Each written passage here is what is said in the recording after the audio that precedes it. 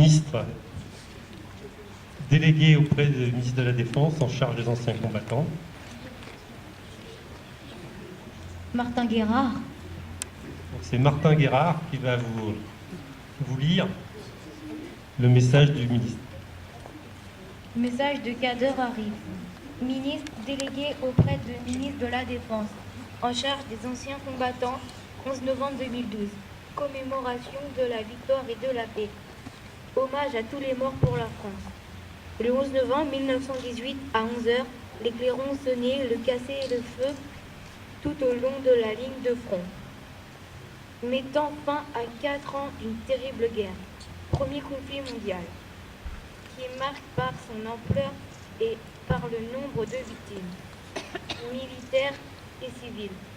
L'entrée brutale dans ce XXe siècle sanglant, la Grande Guerre marquera à jamais les esprits. C'est malgré la joie de la victoire, les familles pleuraient leurs morts. Une hécatombe venait se produire et bientôt chacun ressentait l'impérieuse nécessité que la nation tout entière, pour se reconstruire, reconnaisse son malheur et s'y associe. Plusieurs étapes favoriseront cette résilience. L'inhumation sous l'arc de triomphe le 28 février 1921 du corps d'un soldat inconnu, pour symboliser tous les morts de la Grande Guerre. Le vote par le Parlement, il y a eu 90 ans cette année, le 24 novembre 1922, d'une loi fixant au 11 novembre la commémoration de la victoire et de la paix. L'allumage par André Maginot, ministre de la Guerre et des Pensions, le 11 novembre 1923, d'une flamme sur la tombe d'un soldat inconnu, qui, depuis lors, ne s'est jamais éteinte. La réalisation de monuments aux morts dans presque toutes les communes pour porter le nom de leurs enfants morts pour la France, auxquels s'ajouteront ultérieurement ceux des victimes des autres conflits. La disparition des témoins de la guerre de 1914-1918 et l'inéluctable déclin du nombre d'acteurs. Des conflits suivants appelaient une évolution pour maintenir la portée symbolique de cette journée.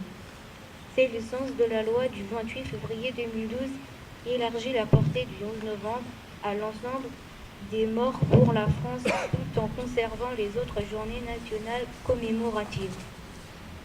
C'est donc la reconnaissance du pays tout entier à l'égard de l'ensemble des morts pour la France, tombés pendant et depuis la Grande Guerre qui s'exprime aujourd'hui particulièrement envers les derniers d'entre eux, ceux qui ont laissé leur vie en Afghanistan. Elle s'inscrit dans une politique commémorative ambitieuse qui vise à transmettre la mémoire, à favoriser la compréhension de notre histoire nationale et son appropriation par les jeunes générations. Les parlementaires du début des années 20 avaient voulu que la journée nationale du 11 novembre soit portée sous le double signe de la victoire et de la paix. Ce dernier but semblait alors bien aléatoire. Comment aller le démonter les décembre suivantes. Mais finalement, ces parlementaires étaient des précurseurs en votant la loi instituant une journée de la victoire et de la paix.